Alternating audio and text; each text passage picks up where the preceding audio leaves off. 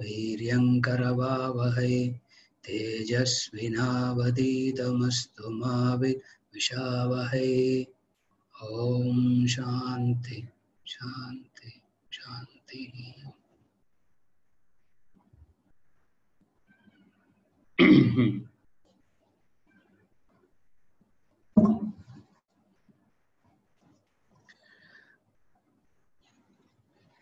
We are currently studying the chapter Human Composition, the topic Personality Layers. And we are into the discussion of Pranamaya Kosha. For academic interest, these personality layers is from the Upanishad called Taittiriya Upanishad. The Taittiriya Upanishad talks about the human, divides the human personality into these 5 layers of Annamaya, Pranamaya, Manomaya, Vijnanamaya, and Anandamaya Kosha. It comes from the Taittiriya Upanishad.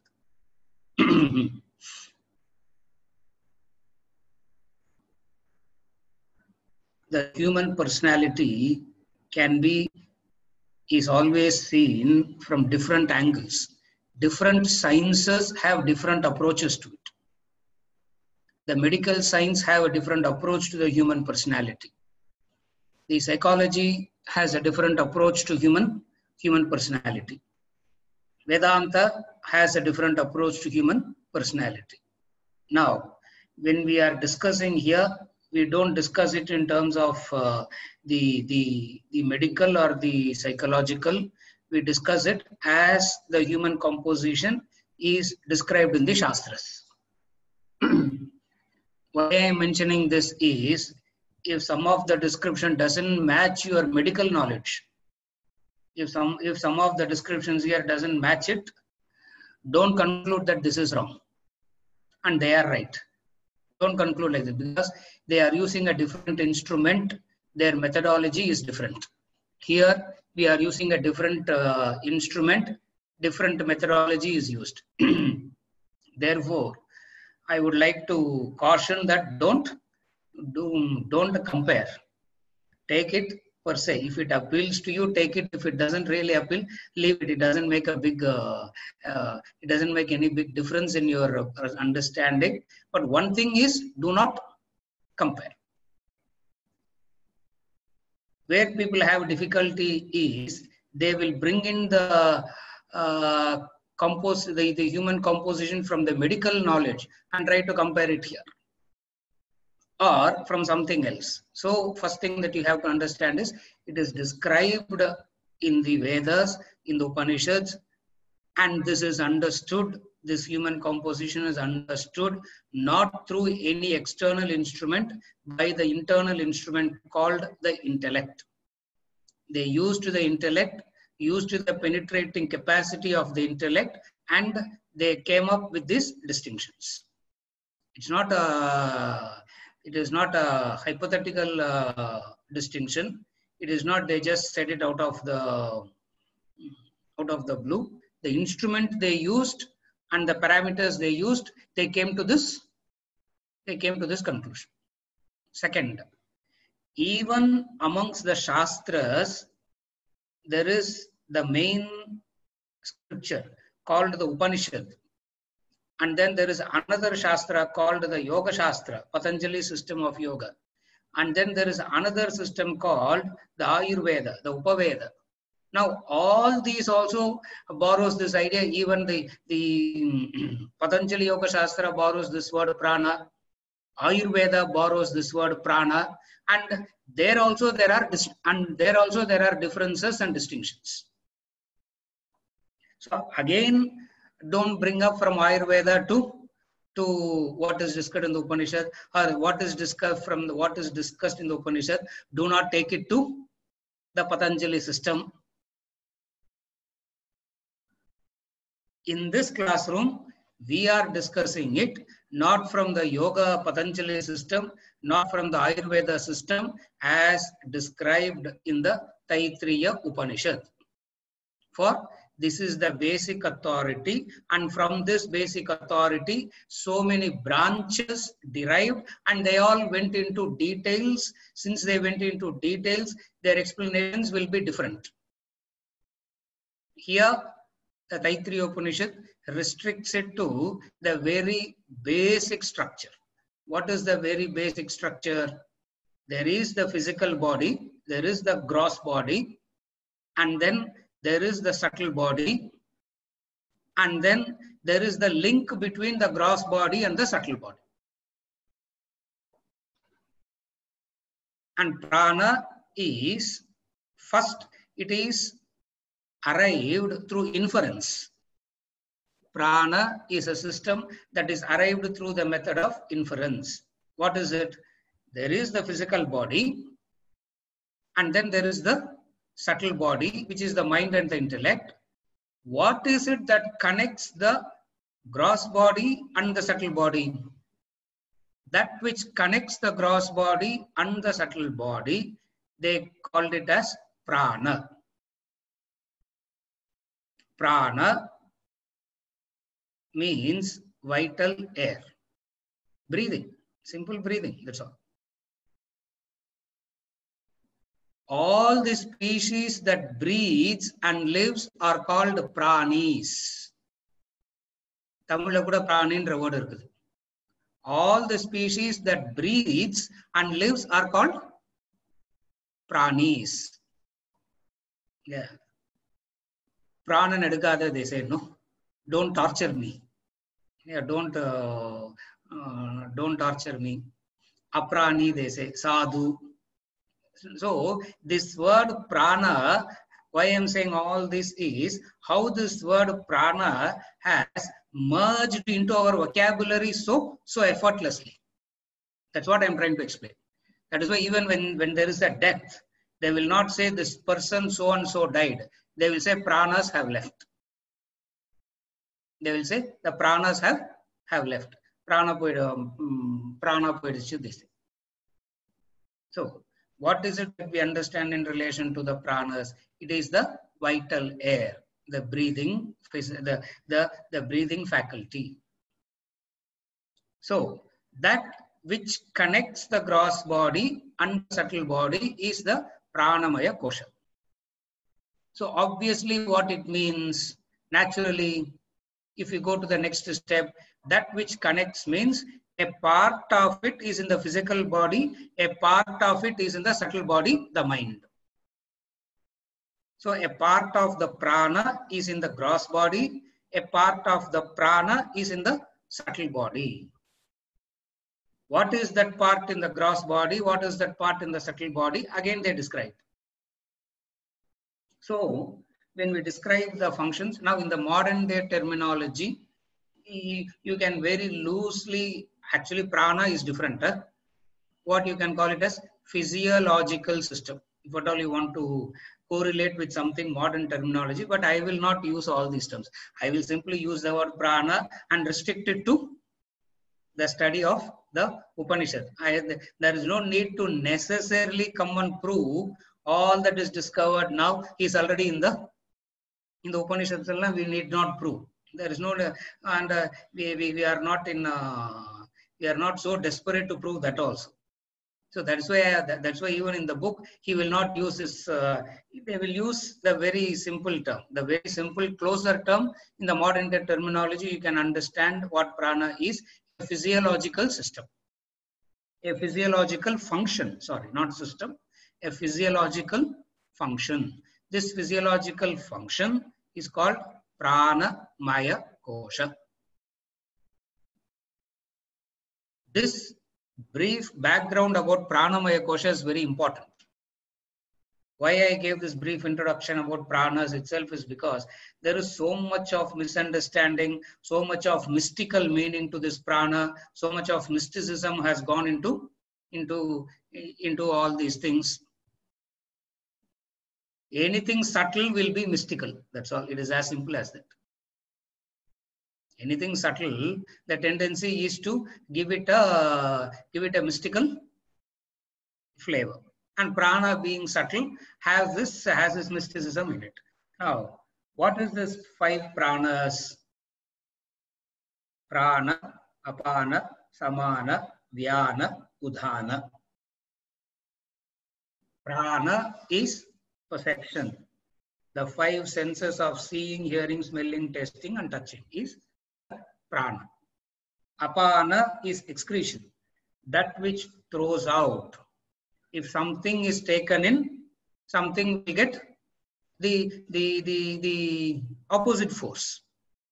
That which takes in is prana, that which throws out is apana. Then comes samana, samana prana. Samana means that aids the digestion, digests the food that is consumed. And then vyana is the circulatory prana. Circulatory prana is distributes digested food to different parts of the body. And then udana, the thought absorption, takes in fresh knowledge. In the context of the Upanishads, we understand this is the pranas, just as there is the regulation and moderation of Annamaya Kosha, regulation, moderation, and exercising of Pranamaya Kosha is also involved. Just as we regulate, exercise Annamaya Kosha. What is exercising Annamaya Kosha means? Exercising Annamaya Kosha are 2 factors. One is the quantity, another is the quality. One is the quantity of Anna, the food, another is the quality of Anna, the food. Now when we say quantity means what? Quantity means at the stipulated time, at the right time. There has to be a discomfort of hunger before eating. That is all right, but you should never have the discomfort of eating. If you have the discomfort of eating, now what does it mean? Discomfort of hunger is okay. Discomfort of eating, now what does it mean? Overeating. Yeah, that is called overeating. So what is quantity means? Quantity means at the stipulated time, the portion. Also, between the 2 meals, you don't. Every time you pass the refrigerator, you don't open and eat something. Yeah, or keep something in the pocket all the time. There is one food in the car, there is one food in the bag, there is one food wherever we go, there is food to know. Annamaya only today life is. Everywhere we go, there is food. Annamaya. So this is quantity. Then comes quality. What is quality? Quantity of food, quantity of exercising and regulating the Annamaya Kosha. Quantity, he talks about it in the 6th chapter of the Bhagavad Gita. In the 17th chapter of the Bhagavad Gita, he talks about the quality. Quality means what? Tamasic food, don't touch it at all. Rajasic food, minimum. Promote sattvic food as much as possible. Now, when you are attending to the quantity and quality, you are exercising the Annamaya Kosha. Similarly, what is exercising the Pranamaya Kosha? The exercise for Pranamaya Kosha is the Pranayama exercise. Prana plus Niyama equals Pranayama. Prana plus Yama nu solla kudadhu. Prana plus Niyama equals Pranayama. Niyama means regulation.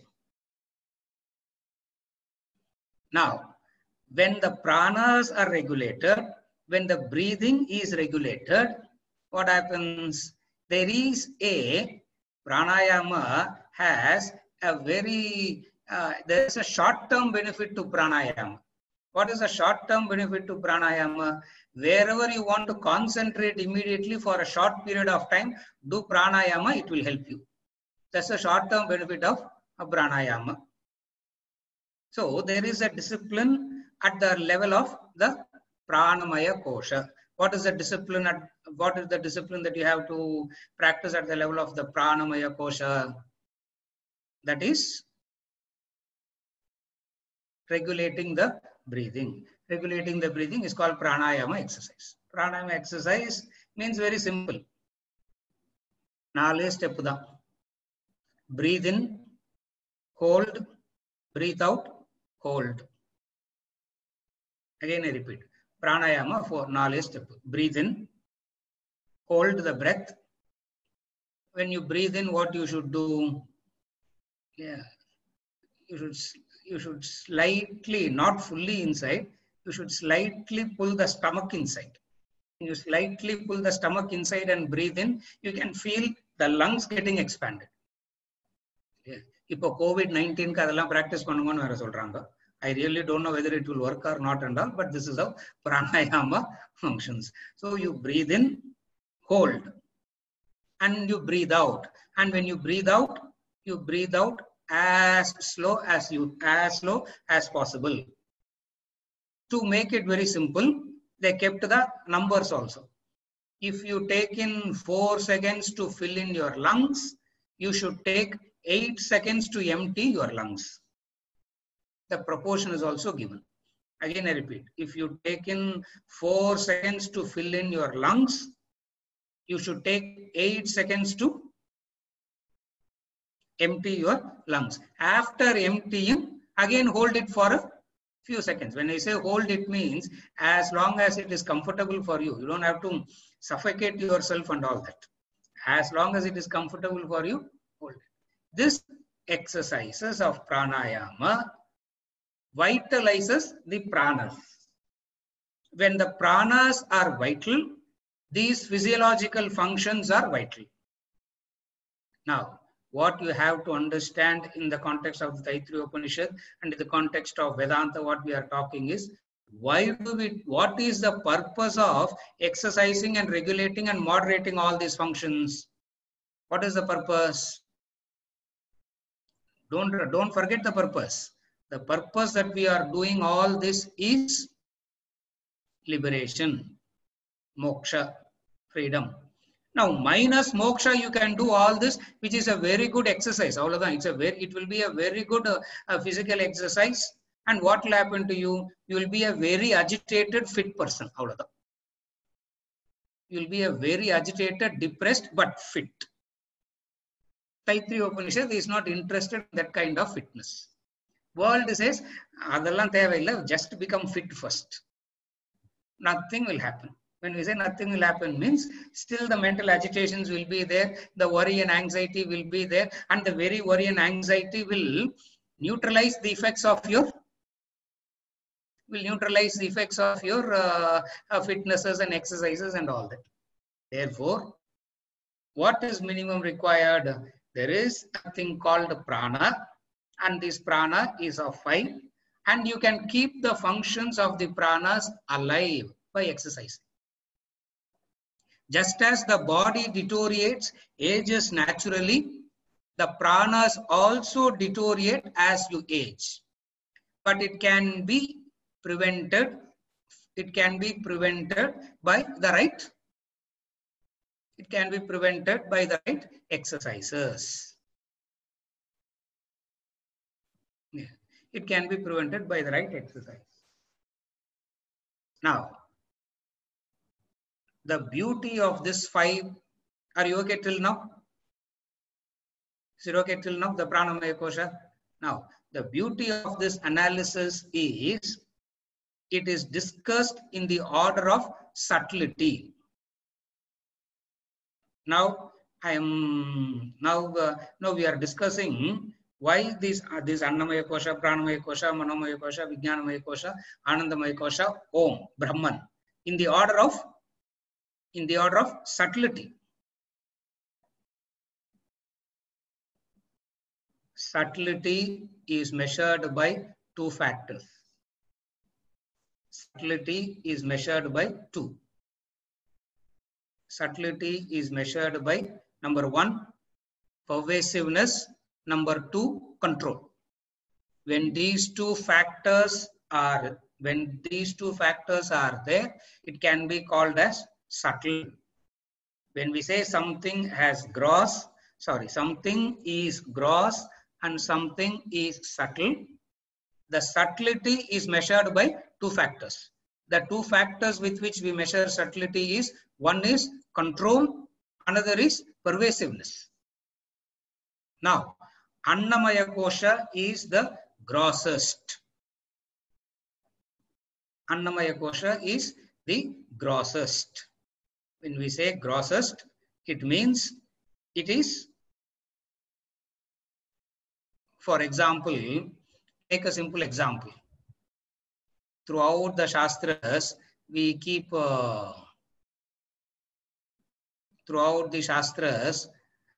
saying, you are all pervading, you are all pervading.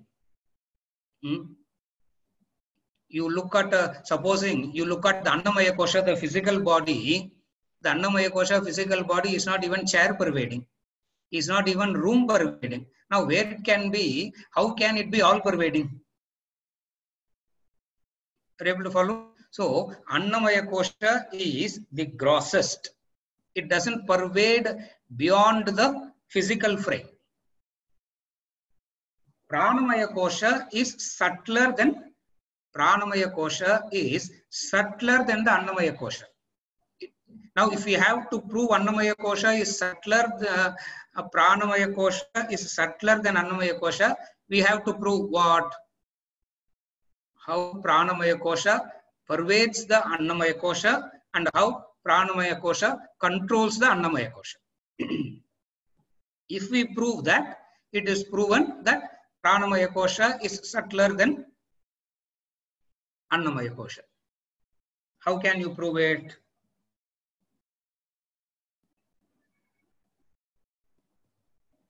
When the pranas are vital, the physical body is vital. It means what is controlling what? When the pranas are vital, sharp, energetic, it can control it has an influence on the Annamaya Kosha. It means Pranamaya Kosha controls the Annamaya Kosha. First condition is fulfilled. What is the second condition? It has to control. Sorry, first condition, control is proved now. Now we are trying to prove the pervasiveness of the prana. How do we define the pervasiveness of the prana? There is a part of the prana in the gross body and there is the part of the prana in the subtle body which connects the gross body and the subtle body. It means it pervades the body and it exists apart from the body also. In that way, Pranamaya Kosha is subtler than the Annamaya Kosha.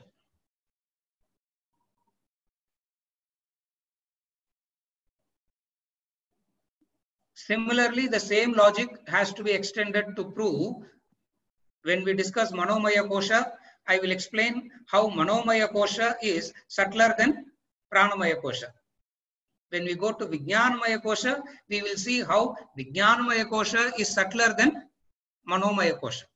See, for example, if we prove Manomaya Kosha is subtler than Pranamaya Kosha, by default, what is implied there? It controls the Annamaya Kosha also. Are you able to follow? If we prove that Vijnanamaya Kosha is subtler than Manomaya Kosha, by default it is proven that it controls the Pranamaya Kosha and Annamaya Kosha. That is why the Taittiriya Upanishad gives the hierarchy of Annamaya Kosha, Pranamaya Kosha, Manomaya Kosha, Vijnanamaya Kosha, Anandamaya Kosha. the 5 layers in the order of subtlety. The 5 layers in the order of subtlety. Is it okay till now? The Pranamaya Kosha?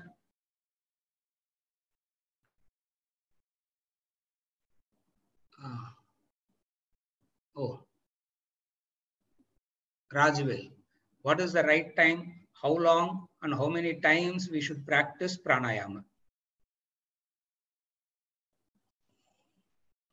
The right time to practice pranayama is when the right time to practice pranayama is when your asanas or pranayama has to be practiced when the stomach is not full. After eating, you should not do. That's all. Maybe after 4 hours, after eating, 5 hours after eating, you can do. It means either in the morning time you can do, or in the evening time you can do.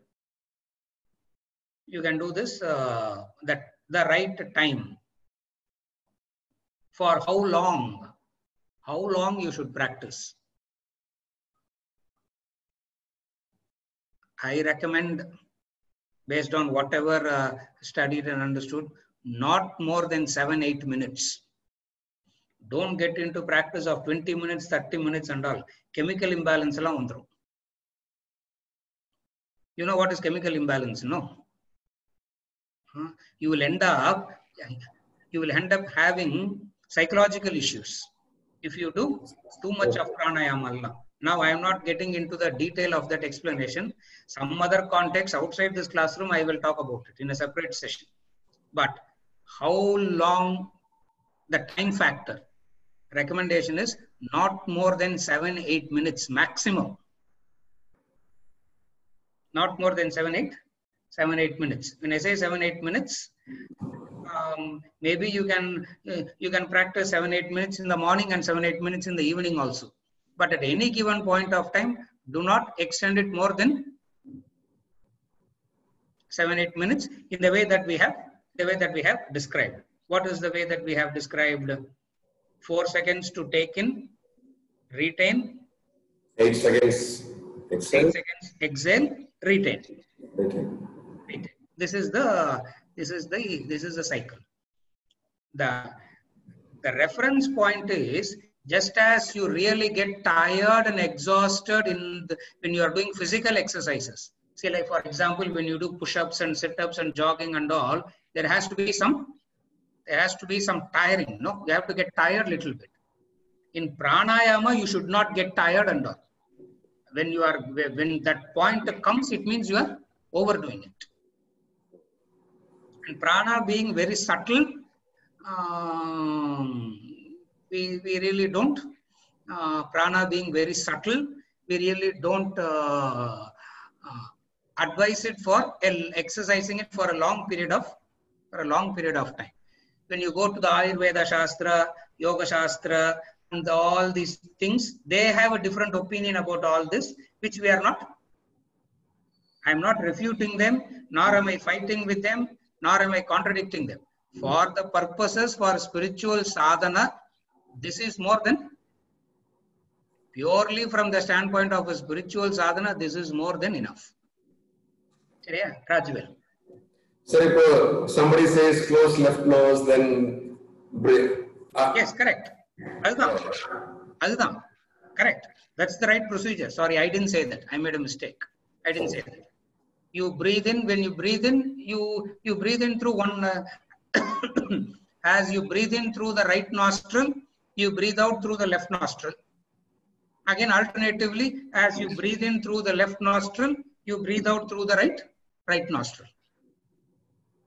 This is the very safe, basic method that is enough for a practice. Sorry, sir. Thanks. Yeah. Bala has a clarification in relation to prana.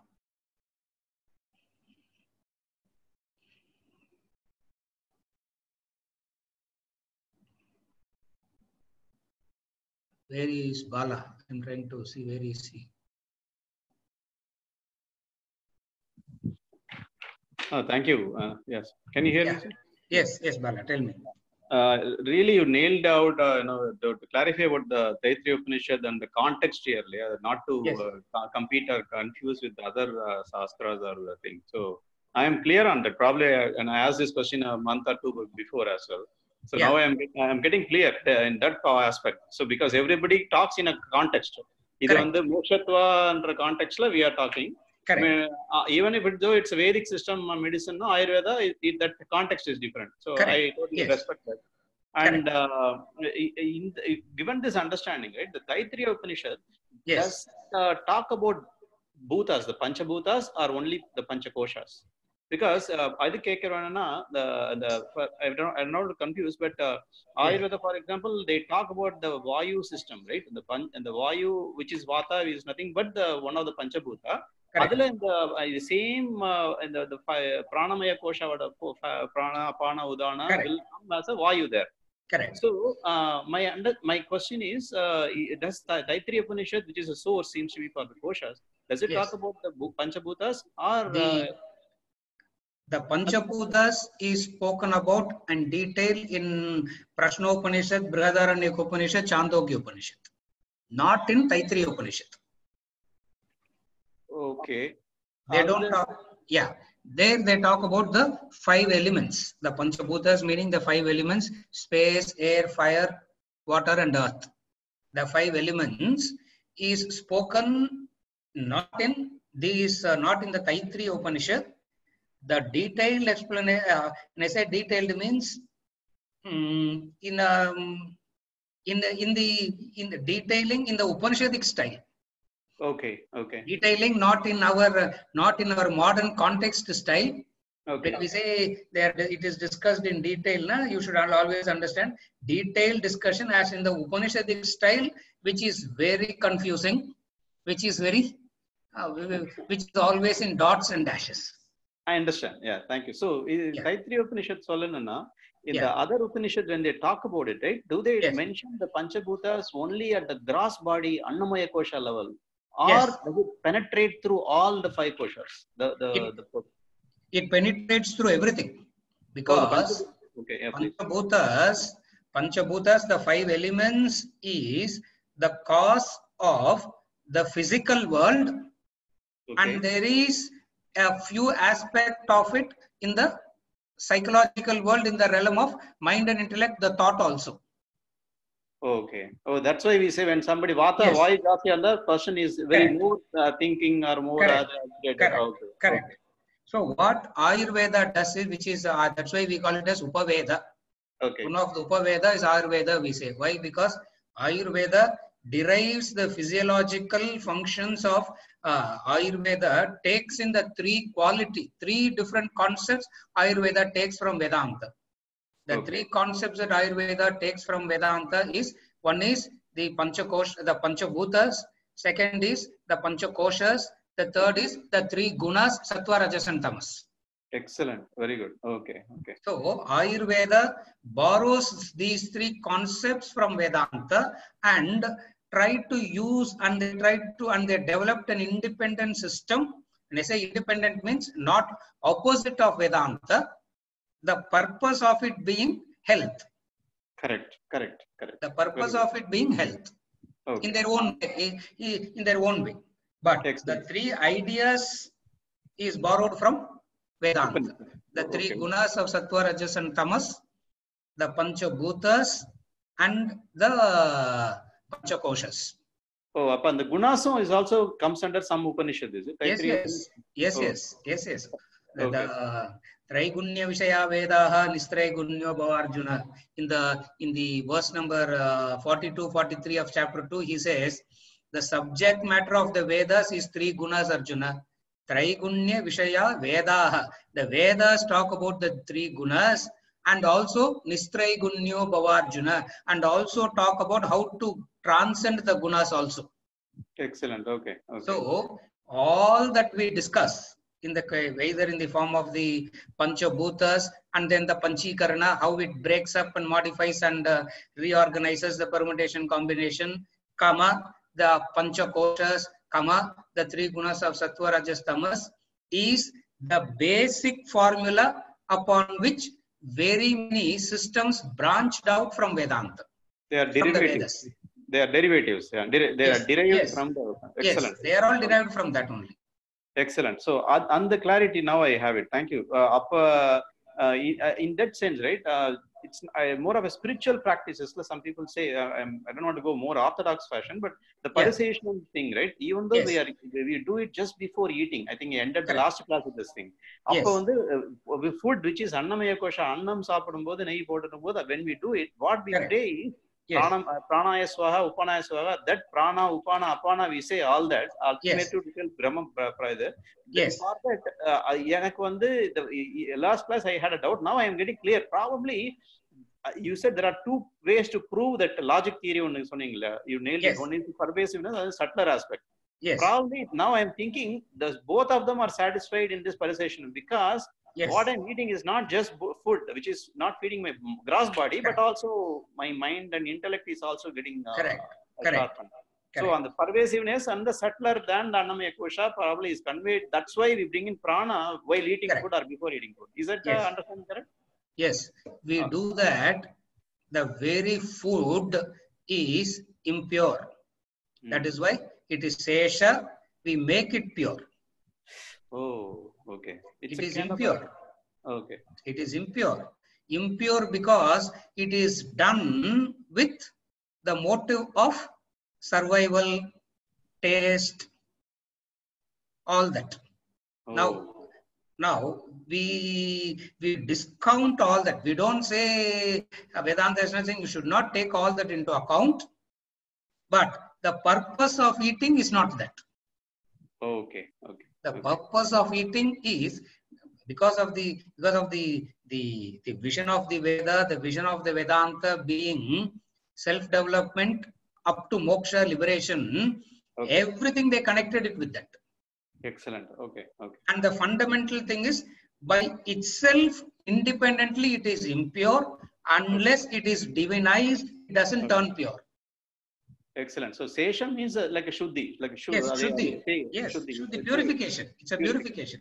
Why we call it as shuddhi or why it has to be purified is because when it is made, the purpose may not be. The purpose would have been forgotten.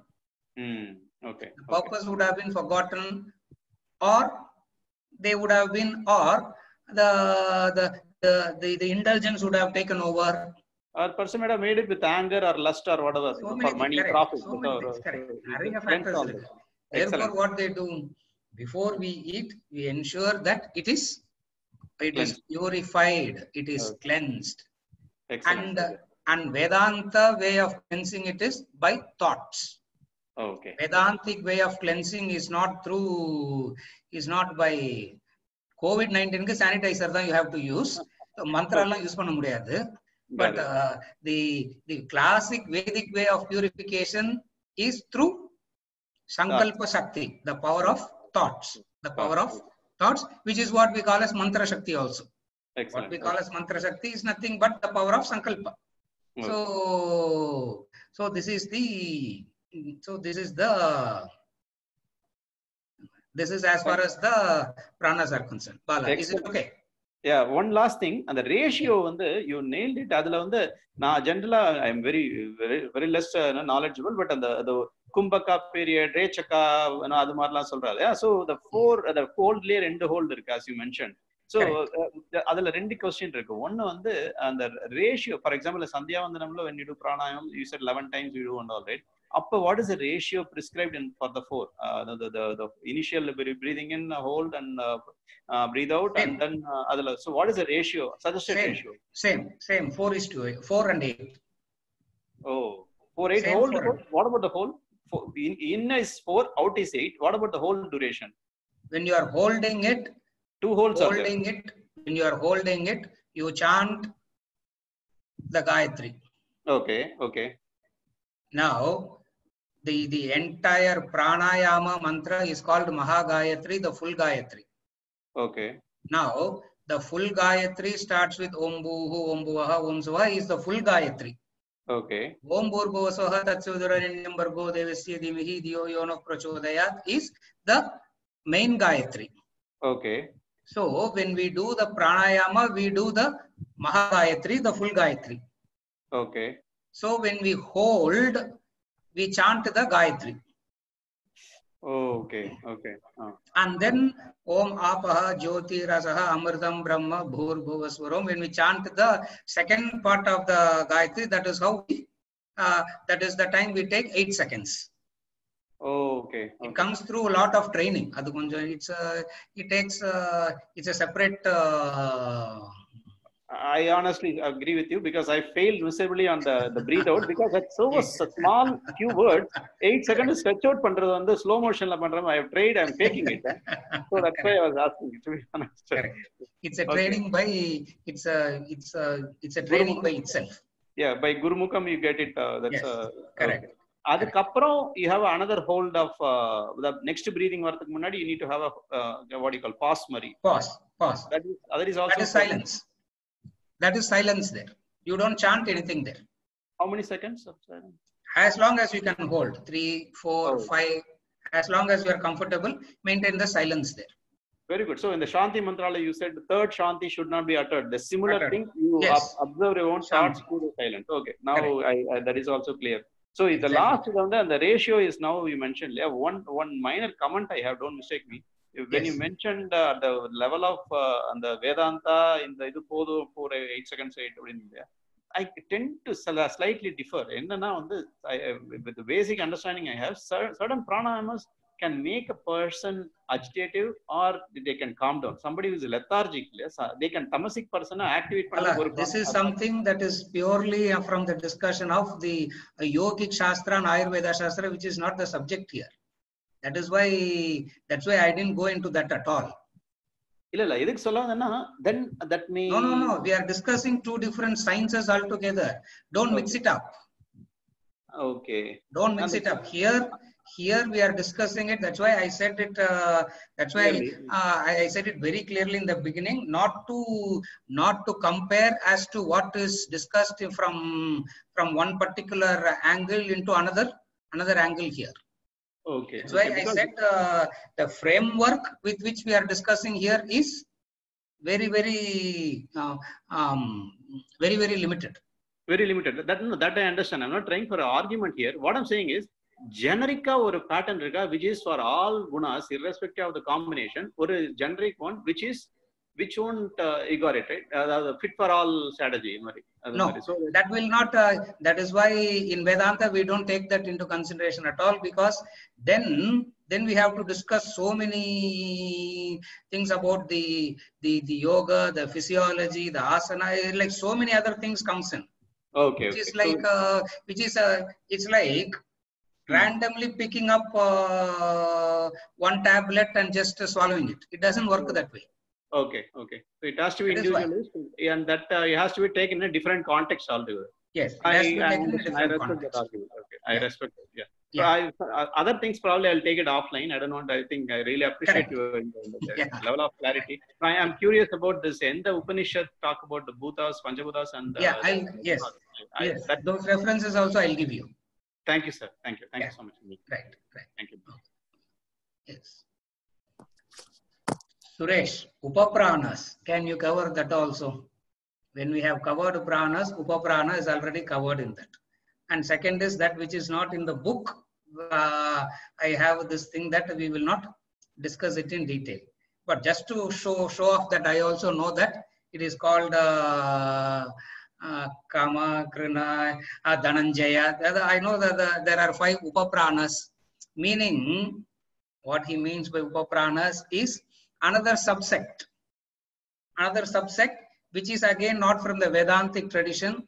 The Upaprana is not in the Vedantic tradition. The Upaprana again comes from the Yoga school, which we are not discussing. We are not keen on discussing that. Seriya? Okay, sir. Out of syllabus. Yeah, out of syllabus. Out of syllabus. Yashu, is Annamaya Kosha the first layer? Yes, Annamaya Kosha is the grossest layer. The first as in the grossest. From Annamaya Kosha, we have moved on to Pranamaya Kosha. Is it okay, Pranamaya Kosha? Yam Prana Vangarada Pranamaya Kosha. Is it okay, Pranamaya Kosha? And not only this time, every time we discuss about this prana, it is so, still it is very confusing. Still it is very confusing. It is very, very elusive. I remember during the course time, during the course time, he was doing this Pranamaya Kosha, like, the questions and this are going in circles. At one point of time, he said, in this Janma, you cannot understand pranas, forget it. Next Janma, we'll discuss Pranamaya Kosha. Why? Understand that it is a link between the gross and the subtle, and restrict it to that. Why the confusion is because that fellow had a prior knowledge of these pranas and all that from the yoga school, Patanjali school. I'm not saying they are all wrong schools, but it is you will not know where logic stops and where mysticism takes over. You will not know that at all as a layperson. As a layperson, you will not know that. Not only you will not know that, they talk about weird things as in, for example, meditation is a single thought, Vedanta says. They say meditation means thoughtlessness. Meditation is a single thought, is meditation. They define meditation as thoughtlessness, and then they come and how can this, and then going in circles. It becomes a TV news debate. We have seen TV news debates, no? All five will talk at the same time. All five will simultaneously talk. One will not listen to the other. It becomes like that. Clear? Annamaya Kosha and Pranamaya Kosha.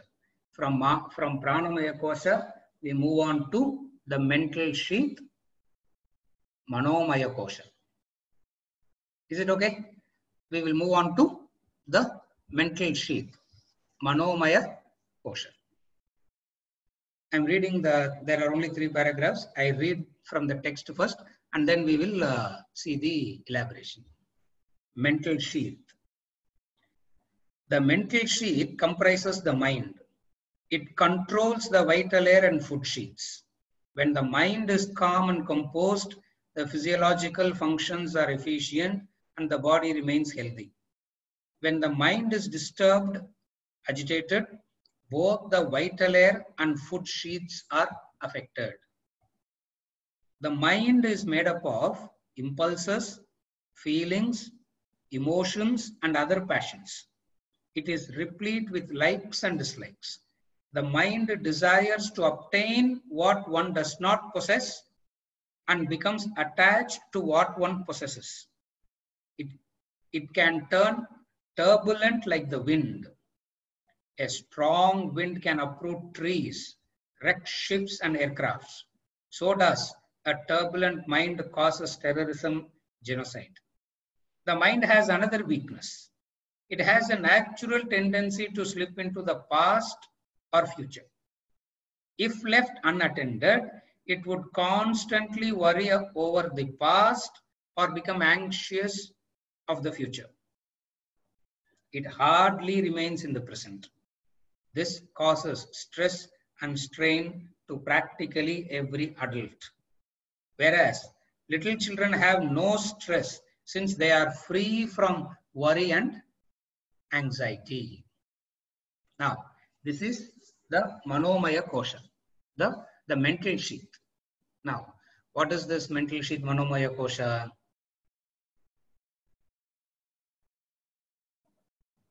What is the mind made up of? The mind is made up of emotions, impulses, feelings, likes and dislikes, constant moving. This is the mind. Again, I repeat, mind is made up of emotions.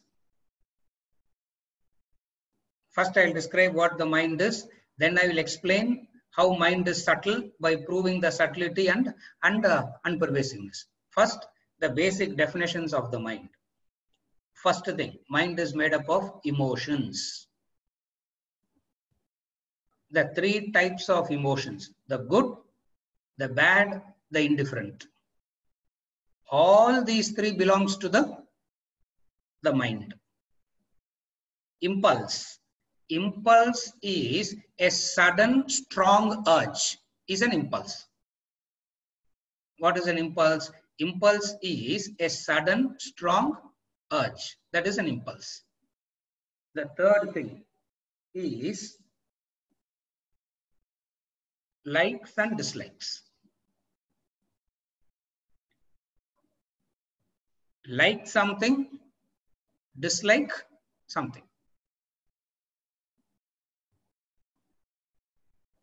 Mind desires to obtain what one does not, what you do not possess. You have a desire for that, and what you possess, you have an attachment to that, which is of the mind. And then the last thing about the mind is it has a natural tendency to slip into the past or the future.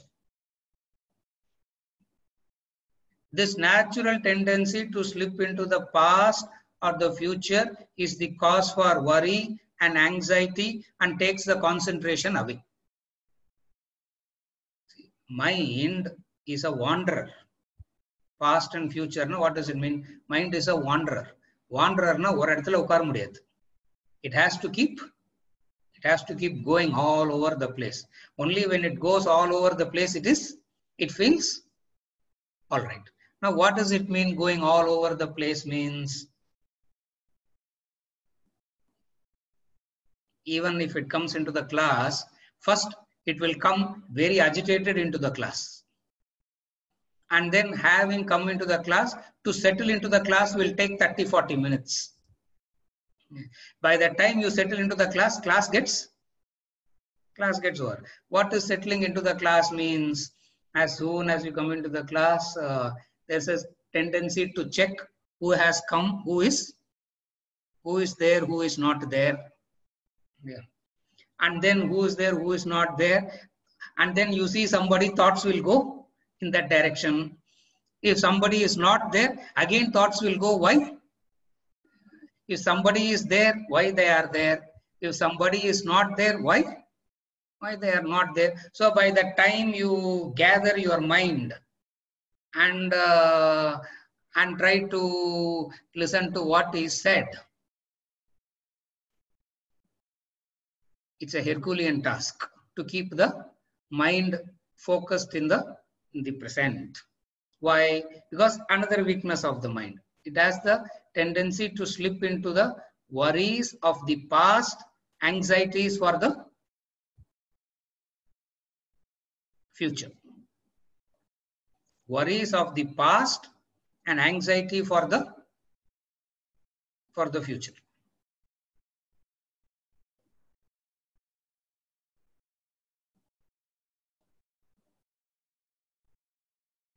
Why something happened in the past, it should not have happened, why it happened, worrying about it. Anxious about the future. Anxious about the future means, will I get it? Will I get it? Even if I get it, will it stay with me permanently? Will I get it? When will I get it? How will I get it? Even if I get it, will it stay with me permanently? All these are anxieties in relation to the future. Now, so by this, what do you understand? From all these definitions, what do you understand? The mind divides itself into many and goes all over the place. This division of the mind is what causes fatigue. It divides itself into many and goes everywhere, and this self-division causes fatigue, tiredness. Whereas the child mind which doesn't divide itself into many like this is not tired.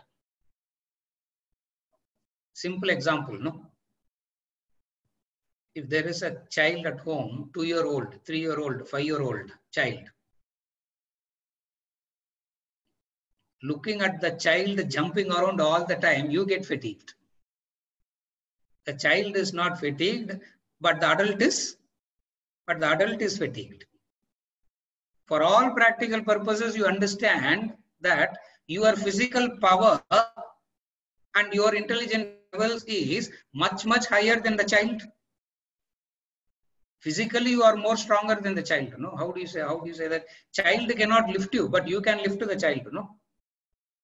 You can lift the child and you can swing the child also around, like Kamsa did. You can do that also. So it means you are powerful than the child, but the child is not fatigued, tired, but the adult is tired. One. Second, what an effort the adult has to put to fall off to sleep. To sleep at 10 o'clock, you have to prepare yourself from 5 o'clock, no? From 5 o'clock, you should do this. 7 o'clock, you should do this. From 8 o'clock, you should not watch TV. You should not see the mobile, because the rays, I don't know, blue rays, I don't know what rays comes from the mobile, what rays comes from the TV. All that will disturb your eyes, disturb your sleep. And 10 o'clock, switch off the light and you are wide. And still you are wide awake. No sleep. The child, contrastingly, it is playing and playing and playing. By the time you turn this side and see this side, the child has fallen off to sleep. From this, what do you understand? The mind wreaks havoc. That's what he says. It can bhalavat, dridavat. These are the words that in the Bhagavad Gita they use about the mind. It is balavat, it is dridavat, it is turbulent, it is violent. It can go to any extremes. Now, this is what the mind is made up of. Again, I repeat, the mind is made up of emotions. Good. There are good emotions called compassion, love, non-violence, gratitude, good emotions. Bad emotions list to sollave vanda. We know that already. Yeah. Anger, hatred, jealousy, greed, fear. These are all the negative emotions. The third one is indifference. Distinct from good and bad is indifference. What is indifference? A carelessness. Somebody shows affection to you. Somebody fights with you. Somebody is indifferent towards you. What will hurt you the most? Somebody is showing affection to you. You are happy. Somebody is fighting with you. You are slightly irritated, but again there is a happiness there also. Why? Because at least there is an interaction going on. The third one, you are talking, showing this, showing that, and the other person is sitting like a Buddha in meditation in front of you, absolutely indifferent to everything. That is why if you have to hurt somebody to the core, you will show indifference. That's why, yeah, they say no, they sit. How many ever times they ask, they talk, they do this, they do that, they sit. Because indifference is distinct from good and bad is the third indifference. So emotions is of three: the good, the bad, the indifference. All these emotions, please understand, all these qualities of the mind agitates the mind itself. Please understand that. All these qualities of the mind is agitating to whom? Agitating to the mind itself. That is why in the Yoga Vasishtha, Vasishtha says, mind whips itself, it says. Mind is that which causes agitation to itself. And how does it cause agitation to itself? By having these negative emotions, by having this indifference, by having this, what are the other emotions? What are the likes and dislikes? Now, likes and dislikes, but I'm not going into details now, because every class we will talk about this raga, dvesha, likes and dislikes. That's why in this context, I'm not going into a detail of raga, dvesha, but it is very important to understand raga, dvesha is also part of the mind. Another definition of the mind is desire to obtain what you do not have and getting attached to that which you have. As I am attached to what I have, my eyes go elsewhere. Eyes, not the eyes, the mind, the desire. As I am attached to what I have, I want to grab something. I want to grab something more also. This is known as the mind. And then the last one, which I already elaborated, it slips into the past or the future. This is a distinct, this is the distinct feature in you. What is known as the, it is given a name called the mind. The few aggregate, the few qualities put together, they gave it a name. The name that is given to these few qualities combined is what is known as the mind. Now, when the mind is disturbed, pranas get disturbed, body gets disturbed. When the body is disturbed, mind need not be disturbed. When the mind is disturbed, body will be disturbed. Again, I repeat. When the body is disturbed, mind need not be disturbed. Like, you can have an excruciating headache and continue to do what you are doing. So when the mind is disturbed, when the body is disturbed, mind need not be disturbed. If the mind is disturbed, like as in extreme joy or extreme sorrow, extreme joy, extreme sorrow, what happens? Extreme joy, extreme sorrow, two things goes out. Hunger will go, sleep will go. When you are in extreme sorrow also, no hunger, no sleep. When you are extremely joyous also, sandoshathile vair naranjirichipa, they say, no? In that santosha only filled my. So what does it mean? It means the mind controls the mind can control the body. Okay. How does the mind controls the prana? Again, the same logic. When the pranas are disturbed, mind need not be disturbed. When the mind is disturbed, pranas are disturbed.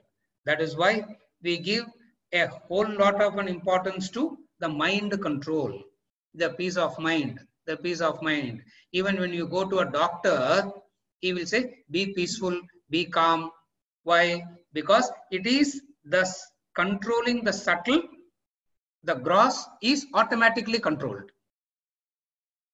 Why? Because it controls and pervades. How do we say the mind is pervasive?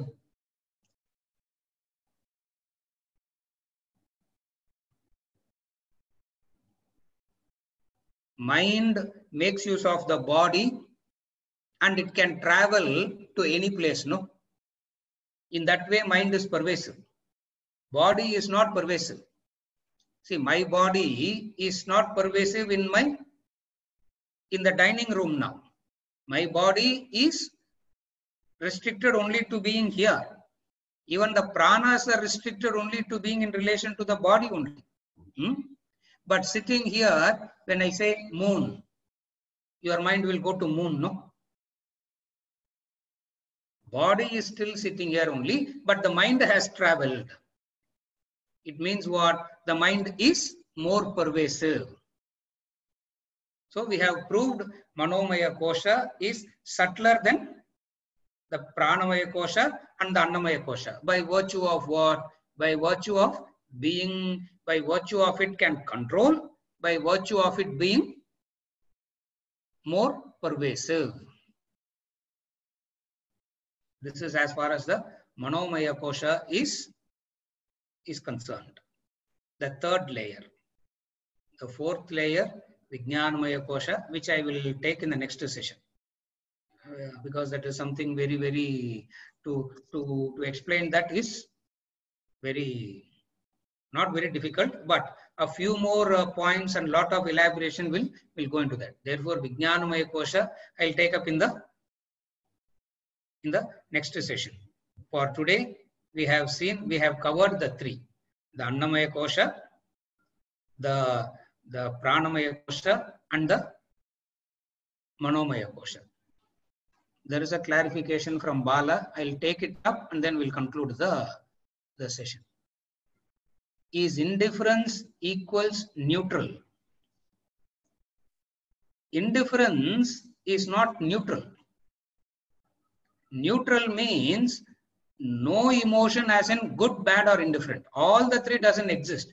Then only you can call it as a neutral. That is, observe the thought, don't react, and just let it go. Here, the Vijnanamaya Kosha have started to function. Observing the thought, not allowing the mind to react to the thought and letting it go is really good. Which equipment does it? The mind by itself cannot do it. The Pranamaya Kosha cannot do it. The Annamaya Kosha doesn't do it. It is the Vijnanamaya Kosha that does all this. So when we go into that, we will discuss this. But for answering Bala, is indifference equals neutral? Neutral is a state of Sakshi Bhava objectivity. Again, I repeat. Neutral means a state of objectivity. Sakshi Bhava is being neutral. Witnessing. Sakshi Bhava means witnessing. That's why we say neutral witness nu sollave kudadu. Illaya witness nale he is a impartial neutral witness. Now what does it mean? Are you able to follow? Yes. So neutral itself means Sakshi. He is a witness. So indifference is an emotion where my carelessness is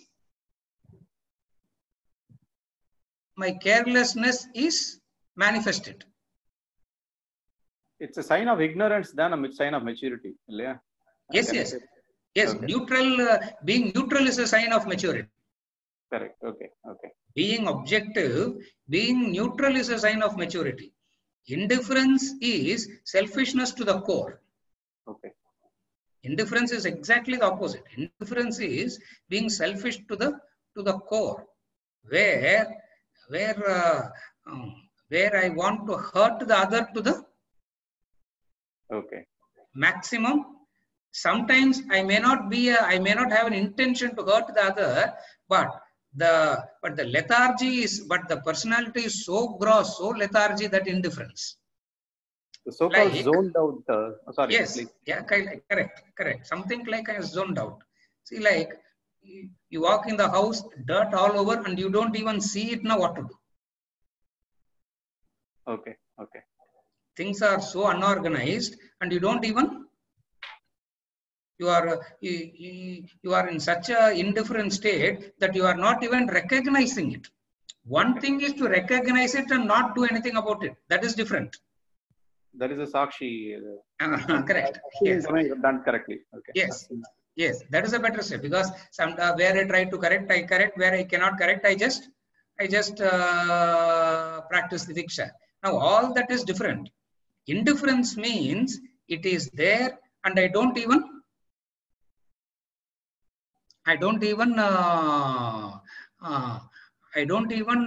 notice it is indifference. Okay. That is why in Shastras, in the hierarchy,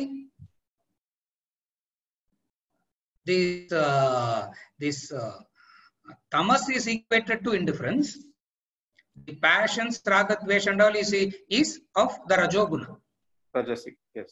Okay. Rajasic in nature. This indifference is tamasic in nature, and the most detrimental is this indifference. Understood. Yeah, because of the complete ignorance. Okay. Complete. Okay. Yeah, that's why even when children are careless about something, as a parent, we get extremely worried and we try to educate them. No. Okay. Why? Because this carelessness is such a detrimental thing. Okay. Now I understand. So practically, on the intellect develop anada, the Vijnana Manakosha, and the Varamboda, then you are able to make the distinction to override the thought and then observe. And the maturity will come through the intellect. Okay. அதுக்குதான் தைத்திரிய உபனிஷத் விஞ்ஞானமய கோஷத்தை சட்லரா போட்டிருக்கு. Okay. Now I understand the chariot example of Krishna and all that in Bhagavad Gita. Exactly, now I understand. Okay. Now I got the sequence. Okay. Correct. அங்க வச்சிருக்கு விஞ்ஞானமய கோஷம். That's why I said next week we will discuss this. We will discuss the Vijnanamaya Kosha. Excellent. Thank you. Just a final note. You mentioned that recursive nature. That's a beautiful word. And since you are from mathematics background, and the transitivity relationship. So it looks like if you put it in a hierarchical order from a gross level of Annamaya to the almost, the hierarchical forward direction. I'm talking about top down from Annamaya to the lowest one. Upper one, the looks like it's an optional transitivity.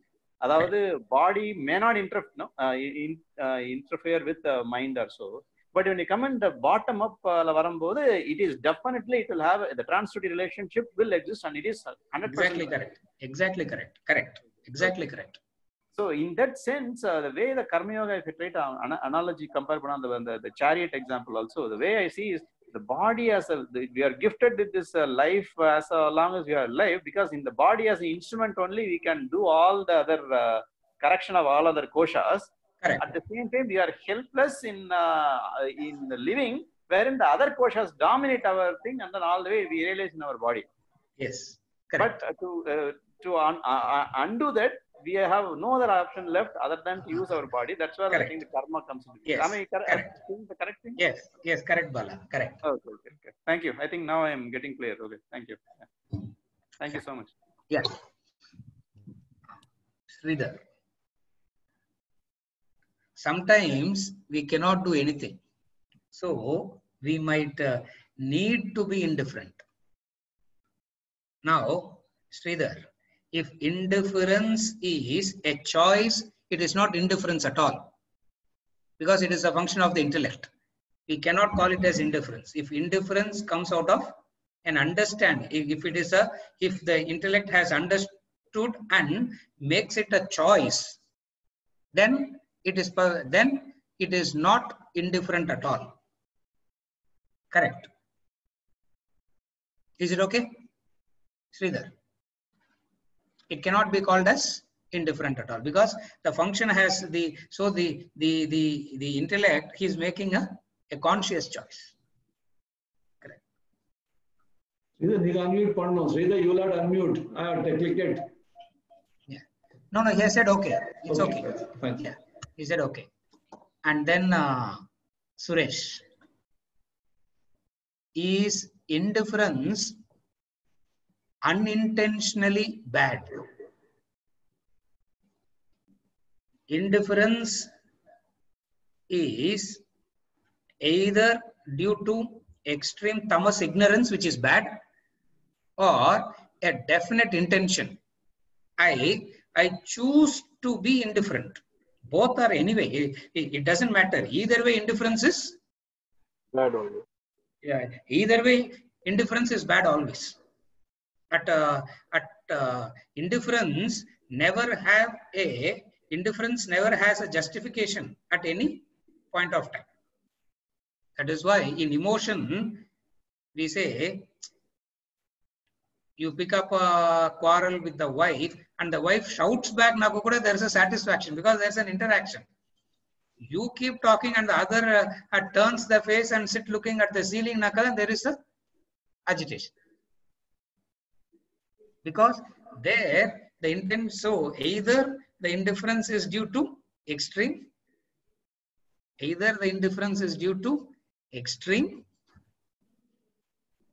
ignorance, which is tamasic in nature. Because both bad and indifference appears to be the same. The difference between bad and indifference is, why do we talk indifference as a separate, is because in bad there is an expression. Anger, jealousy, greed, fear, there are expressions. Indifference is distinct and different from all this because indifference doesn't have any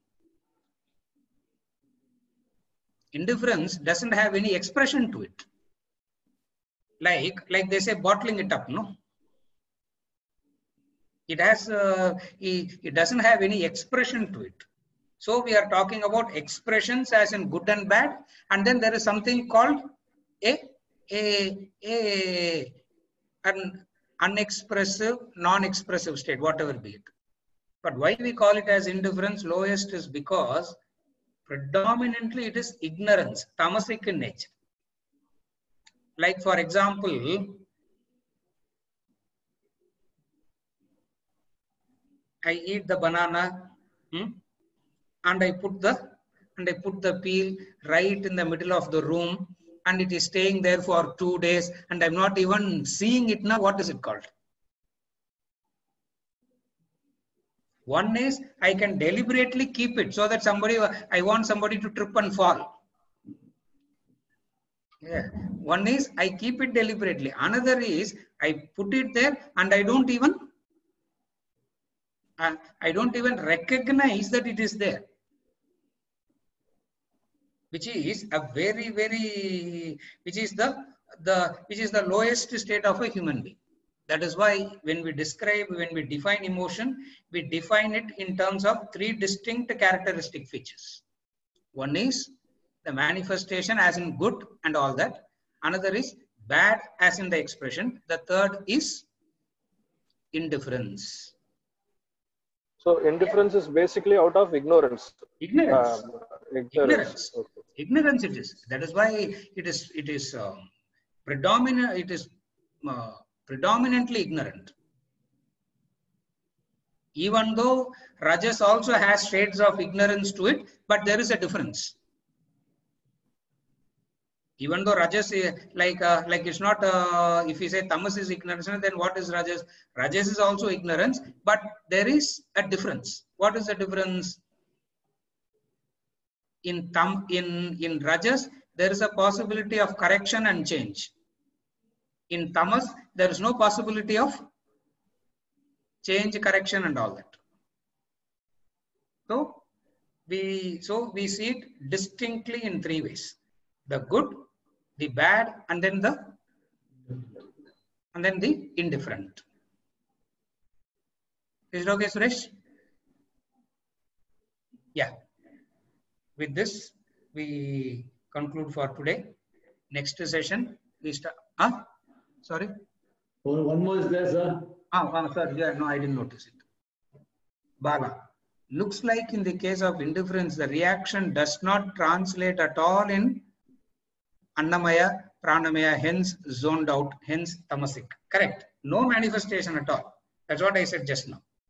There is no expression, there is no manifestation, and the person is almost in a zoned out coma stage. Living but not living. Not reacting to anything. You show him good emotion, he can't recognize. You show him anger, again he can't recognize. He doesn't even, so he's in a completely zoned out stage. Correct. With this, we conclude for today, and we continue next session with Vijnanamaya Kosha.